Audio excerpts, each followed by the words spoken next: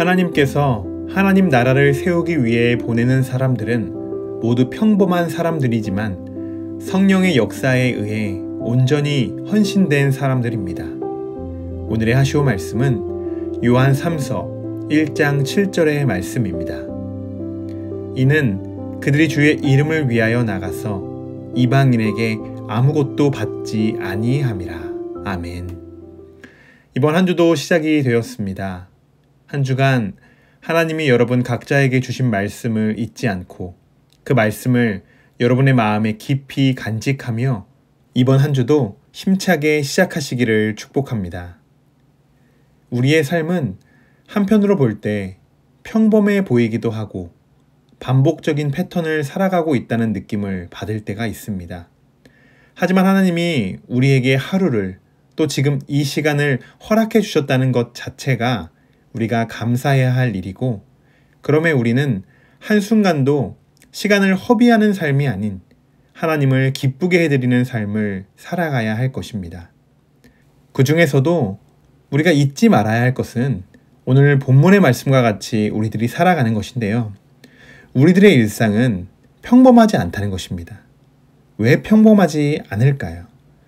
우리는 주님의 이름을 이방인들에게 전하는 사명을 부여받은 자들이기 때문입니다.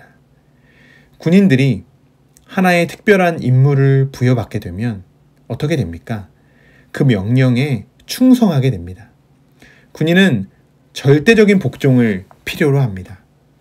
그들이 하나의 특수 임무를 수행하기 위해선 고된 훈련과 인내 그리고 끈기가 있어야 끝까지 그 임무를 수행할 수 있겠죠.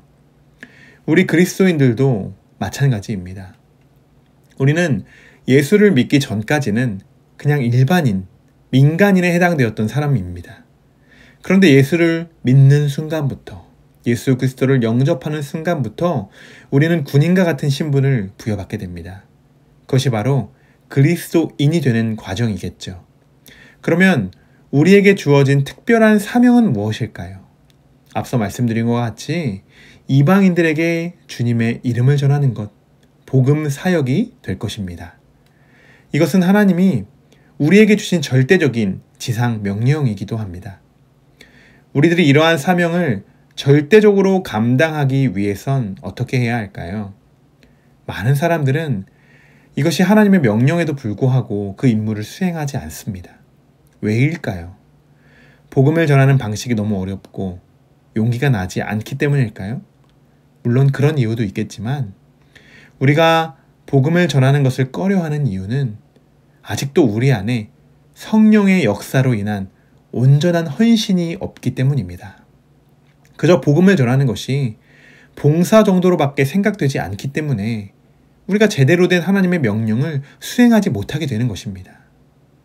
사랑하는 성도 여러분, 복음을 전하기 위해서는 용기도 필요하고 지혜도 필요하지만 무엇보다도 우리 안에 하나님의 뜨거운 성령의 역사가 먼저 일어나야 하고, 그 뜨거운 성령의 역사 가운데 나 자신이 온전히 복음을 전하는 것에 헌신할 수 있는 결단이 있을 때야 우리가 하나님의 복음 사명을 기꺼이 감당할 수 있게 되는 것입니다.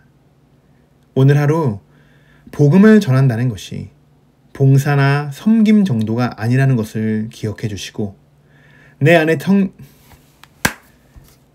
안에 성령의 뜨거운 역사가 임하고 있는지 그것을 먼저 점검해보는 귀한 하루가 되시기를 주님의 이름으로 축원합니다. 오늘의 묵상입니다. 당신이 전하는 복음 사역은 성령의 온전한 헌신입니까? 아니면 봉사입니까? 당신 안에 복음을 전해야 한다는 성령의 뜨거운 감동이 있으십니까? 기도하겠습니다. 이는 그들이 주의 이름을 위하여 나가서 이방인에게 아무것도 받지 아니함이라. 아멘. 오늘 하루 주님의 이름을 전하기 위한 삶을 살아가길 결단하며 이 시간 기도합니다. 감사함으로 복음 사역에 동참하게 하시고 기쁨으로 그 사명을 감당할 수 있도록 성령님께서 함께하여 주시옵소서. 한 주간도 시작되었습니다. 이번 한 주도 온전히 예수님께만 집중하는 한 주가 되기를 간절히 소망하며 지금도 우리와 함께 계시는 우리 주 예수 그리스도의 이름으로 기도드립니다. 아멘.